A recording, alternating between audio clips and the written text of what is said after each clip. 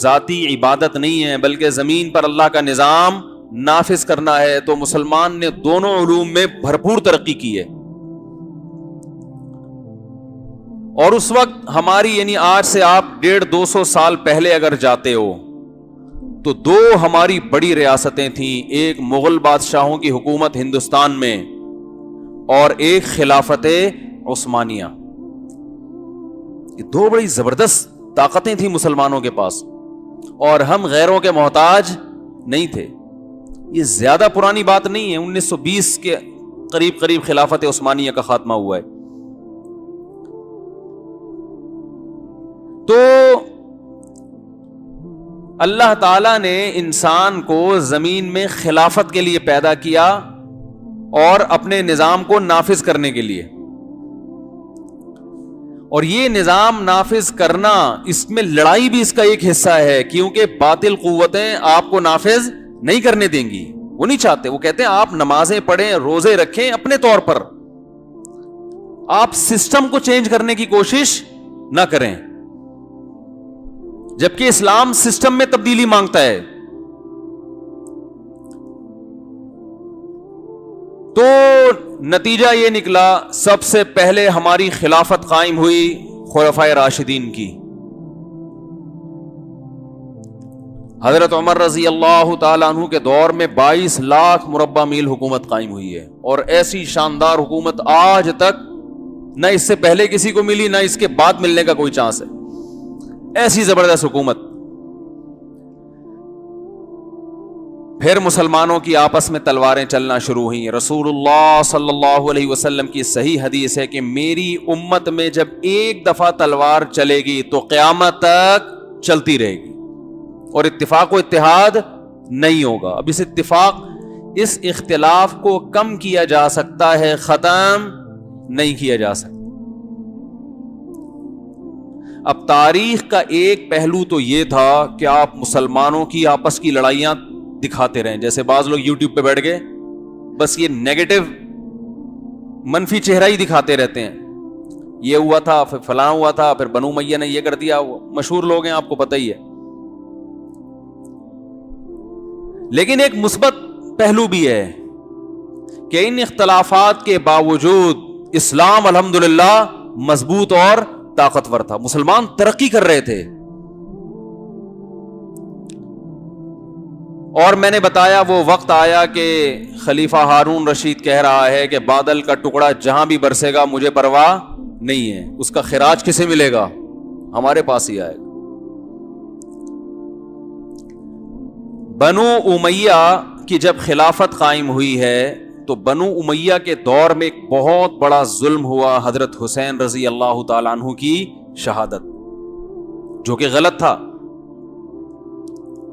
لیکن اس شہادت کی وجہ سے مسلمانوں کے دل میں بنو امیہ کے خلاف جذبات پیدا ہونا شروع ہو گئے، اور سارے بنو امیہ اس میں ملوث نہیں تھے. اس میں سب سے بڑا ذمہ دار تو عراق کا گورنر تھا. تو بغاوتیں شروع ہوئیں اور بھی کچھ غلط کام ہوئے، لیکن بہت سے صحیح کام بھی ہو رہے تھے. بہت سے صحابہ ان کے ساتھ تھے، بلکہ سارے صحابہ چند ایک کے سوا انہی کے ساتھ تھے. اور اس کی وجہ کیا تھی کہ رسول اللہ صلی اللہ علیہ وسلم نے ارشاد فرمایا، صحیح حدیث ہے، کہ جب مسلمانوں کا ایک امیر ہو، کسی ایک امیر پر جمع ہو جائیں تو اس کے خلاف جو بھی کھڑا ہو، آپ صلی اللہ علیہ وسلم کے الفاظ ہیں، اسے قتل کر دو، کائنم من کان، جیسا مرضی کیوں نہ ہو. کتنا نیک، کتنا پرہیزگار، کتنا ہی عادل، کتنا ہی ملنسار، کتنا تہجد گزار. آپ نے فرمایا دوسرے کو برداشت، بولو نا بھائی، نہیں کرو، مار دو اس کو. کیوں؟ اس لیے کہ اتحاد کو زیادہ فوکس کیا جا رہا ہے.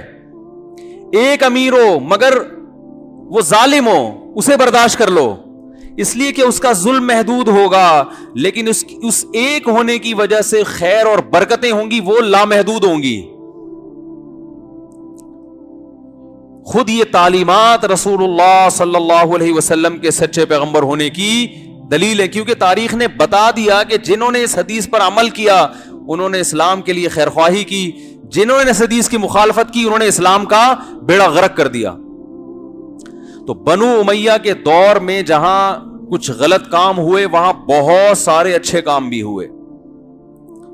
جہاد ہوتا رہا, اسلامی سرحدیں پھیلتی رہیں, صحابہ, تابعین, تبع تابعین کی ایک بہت بڑی جماعت ان کے ساتھ سرحدوں پہ لڑتی رہی. سندھ فتح ہوا.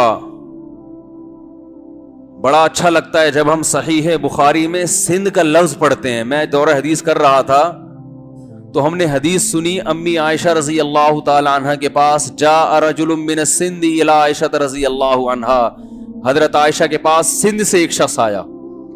اچھا لگتا ہے نا, آپ حدیث پڑھ رہے ہیں اور ہمارے, اور اگر انڈا موڑ آ جائے پھر تو ہم خوشی سے پاگل ہو جائیں. لیکن اس وقت انڈا موڑ ایجاد نہیں ہوا تھا, ورنہ صحابہ یہاں بھی پہنچتے. کہاں عرب, کہاں سندھ, مگر سندھ فتح ہو چکا تھا. حضرت عثمان رضی اللہ تعالیٰ عنہ کا دور حکومت ہے. آذربائیجان سے حضرت حذیفہ ابن یمان خط لکھ رہے ہیں کہ آپ لوگوں کو ایک قرآن پہ جمع کر دیں. اس کا مطلب حضرت عثمان کے دور میں آذربائیجان, بولو بھائی, فتح ہو چکا تھا. کیا مسلمانوں نے گھوڑے دوڑائے ہیں, کوئی ٹھہر نہیں سکتا تھا ان کے سامنے. اور وہ دیکھتے تھے کہ جس دشمن جس قسم کی لڑائی جانتا ہے اسی قسم کی لڑائی سیکھو. آج ہم مکھنچو بن کے بیٹھ گئے ہیں. دین کا ایک شعبہ ہے, جو جس شعبے میں گھستا ہے وہ سمجھتا ہے کہ اس کے علاوہ دنیا میں سب بیکار ہیں, بس میں ہی ٹھیک ہوں, سارے بیکار ہیں. مکھنچو بن کے بس جس چیز کا علم آپ کے پاس آ گیا نا, آپ سمجھتے ہو کہ میرے علاوہ دنیا میں سارے کیا ہیں, بولو بھائی, بے وقوف ہیں. جو میں کہہ رہا ہوں بس وہی ٹھیک ہے, اور وہ محدود. تو خیر بات یہ چل رہی تھی میرے بھائی, جلدی میں بات کو سمیٹ کے ختم کرتا ہوں. بنو امیہ کی بغاوت کے خلاف بغاوت ہوئی. بغاوت کرنے والے حضرت عباس کی آل اولاد میں تھے. انہوں نے کہا کہ خلافت بنو امیہ کا حق نہیں ہے بلکہ بنو عباس کا حق ہے. یہ ظالم لوگ ہیں, انہوں نے یہ کیا, انہوں نے یہ کیا. اور بڑے اچھے لوگوں نے بغاوت کی اور بالآخر اکثر بغاوتیں تو ناکام ہوئی. جب بغاوت کامیاب ہوئی ہے تو وہ پہلا اسلامی تاریخ میں ایک ایسی دراڑ آئی ہے کہ خلافت دو حصوں میں ڈیوائیڈ ہو گئی. اس سے ہمیں کیا سبق ملا کہ بغاوت کے نتائج اچھے برآمد نہیں ہوتے. اور آپ صلی اللہ علیہ وسلم کی صحیح بخاری کی حدیث, اسمعوا واطیعوا ولو سلط علیکم رجل حبشی کأن راسہ ذبیبا, سنو اور اطاعت کرو اگرچہ تم پر مسلط ہو جائے ایسا حکمران جس کا سر کشمش کی طرح پچکا ہوا ہو اور حبشی غلام ہو. یعنی پرسنالٹی کے لحاظ سے بھی ٹھیک نہ ہو, غلام کو حکومت کا حق نہیں ہے لیکن مسلط ہو گیا, اور جس راستے سے آیا ہے حاکم بننے کے لیے وہ راستہ بھی ٹھیک نہیں ہے, زبردستی ظلم کر کے مسلط ہوا.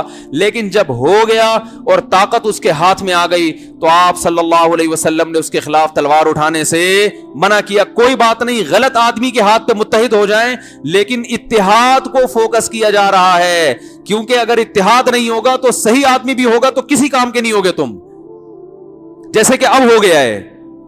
اب ہماری کوئی حیثیت ہے, بولو بھائی, ہر تھوڑے دنوں بعد بھیک مانگنے پہنچ جاتے ہیں کشکول لے کے. تو اتحاد کو فوکس کیا, اتحاد کو. تو پہلا سقوط اسلامی تاریخ میں کب آیا؟ جب بنو امیہ کی خلافت کا خاتمہ ہوا. جو مسلمانوں کی ترقی عروج پہ ہو رہی تھی اس کو ایک بہت بڑا دھچکا لگا اور خلافت دو حصوں میں ڈیوائیڈ ہو گئی, ایک اندلس میں الگ اور بغداد میں الگ. لیکن غنیمت تھی بنو عباس کی خلافت بہت بڑے حصے پر. پھر مسلمانوں نے ترقی کی, ہماری رسد گاہیں بنی, بہت کچھ ہوا.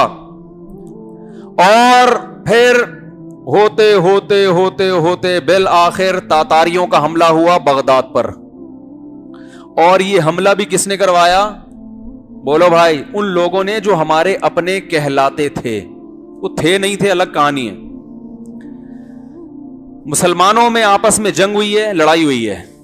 اس لڑائی کا ایک فریق نے فائدہ اٹھا کے تاتاریوں کو بارڈر پہ راستہ دے دیا, بولو بھائی, اندر گھسنے کے لیے. ورنہ تاتاری چنگیز خان میں یہ دم نہیں تھا کہ بغداد پہ وہ حملہ کرتا. یہ بغاوت یہ کہاں سے ہوئی ہے؟ یہ اپنوں سے جو مسلمان کہلاتے تھے. انہوں نے اپنی دشمنی نکالنے کے لیے حکومت کے خلاف راستہ کس کو دیا؟ چنگیز خان. چنگیز خان بغداد میں گھسا ہے اور بغداد کی اینٹ سے اینٹ بجا دی. ہمارا بہت بڑا علمی سرمایہ، لاکھوں کتابیں جو دینی بھی تھیں اور سائنس اور ٹیکنالوجی پر مشتمل بھی کتابیں تھیں، وہ ساری کی ساری اس نے دریا میں بہا دی، جلا دی. یہاں بھی گڑبڑ کس نے کی تھی؟ بولو بھائی، اپنوں نے کہ حکومت پہ ان کو اعتراضات. یہ جو کہتے ہیں نا بغداد کی خلافت کا اس لیے خاتمہ ہوا کہ مفتیان کرام ایک فضول بحثوں میں لگے، صرف ٹوپی ڈرامہ ہے. حقیقت یہ نہیں ہے. یہ تو جس نے ٹھڑک نکالنی ہوتی ہے نا جس کے خلاف، وہ ساری بلی اسی بھی رکھ دیتا ہے. تو چونکہ بعض لوگوں کو علماء سے ویسے ہی کوئی جیلسی ہے تو ہر مسئلہ کس پہ ڈال دیتے ہیں؟ علماء پہ ڈال دیتے ہیں. ورنہ بغداد کی خلافت کا جو خاتمہ ہوا اس کی بنیادی وجہ یہ تھی کہ کچھ